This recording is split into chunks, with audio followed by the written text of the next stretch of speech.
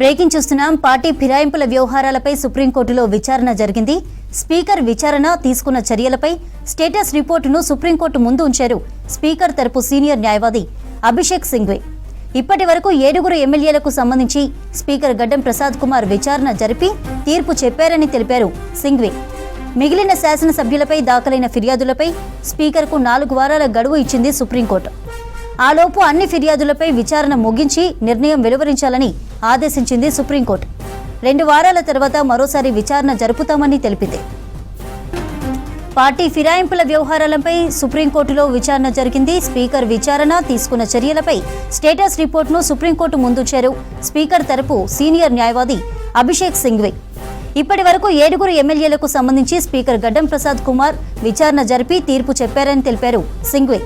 మిగిలిన శాసనసభ్యులపై దాఖలైన ఫిర్యాదులపై స్పీకర్కు 4 వారాల గడువు ఇచ్చింది సుప్రీంకోర్టు. ఆలోపు అన్ని ఫిర్యాదులపై విచారణ ముగించి నిర్ణయం వెలువరించాలని ఆదేశించింది సుప్రీంకోర్టు. 2 వారాల తర్వాత మరోసారి విచారణ జరుపుతామని తెలిపింది. పార్టీ ఫిరాయింపుల వ్యవహారాలపై సుప్రీంకోర్టులో విచారణ జరిగింది. స్పీకర్ విచారణ తీసుకున్న చర్యలపై స్టేటస్ రిపోర్టును సుప్రీంకోర్టు ముందుంచారు స్పీకర్ తరపు సీనియర్ న్యాయవాది అభిషేక్ సింఘ్వి.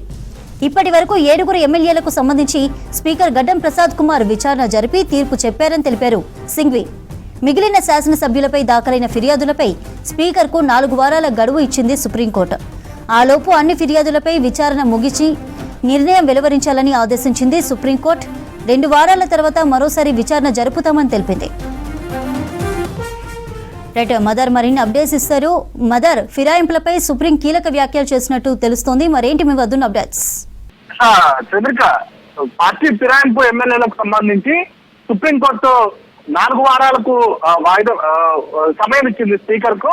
2 వారాలకు ఈ కేసుకు సంబంధించిన విచారణను చేపడతామంటూ కూడా వాయిదా వేసింది.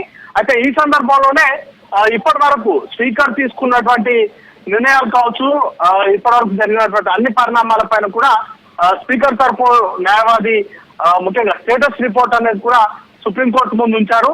కీలకంగా 7 ఎమ్మెల్యేల పైన ఇప్పటికే స్పీకర్ నిర్ణయం అనేది కూడా తీసుకున్నారు. ఒకరి పైన రిజర్వ్ చేసి ఉంది, ఇంకొక 2 పైన కూడా నిర్ణయం అనేది కూడా వెలువరించాల్సి ఉందంటూ కూడా స్పీకర్ తరపు వాదనలు వినిపిస్తున్న న్యాయవాది అభిషేక్ మను సింఘ్వి స్టేటస్ రిపోర్ట్ లో ఈ అన్ని అంశాలను కూడా పొందుపరిచారు.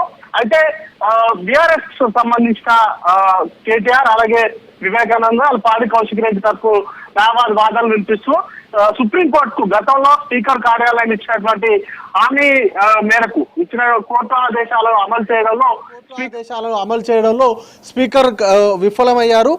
దాన్ని ధర్మాసనం దృష్టికి తీసుకొచ్చారు. దాంతో వాటికి సంబంధించి కూడా కౌంటర్ అనేది కూడా ఇచ్చారు. కీలకంగా అసెంబ్లీ సమావేశాలు జరగడం కావచ్చు, లేకపోతే ఇప్పటికే 7 ఎమ్మెల్యేలకు సంబంధించి నిర్ణయం అనేది కూడా తీసుకోవడం కావచ్చు. అలాగే కొత్త సెక్రటరీ అనేది కూడా అసెంబ్లీకి సంబంధించి కొత్త సెక్రటరీ కూడా వచ్చిన నేపథ్యంలో కొంత ఆలస్యమైంది. కానీ ఎప్పటికప్పుడు ఆయనకు ఉన్నటువంటి స్పీకర్కు ఉన్నటువంటి సమయం మేరకు స్పీకర్ కార్యాలయం నిర్ణయం అనేది కూడా తీసుకుంటుందంటూ కూడా వాదనలు వినిపించారు.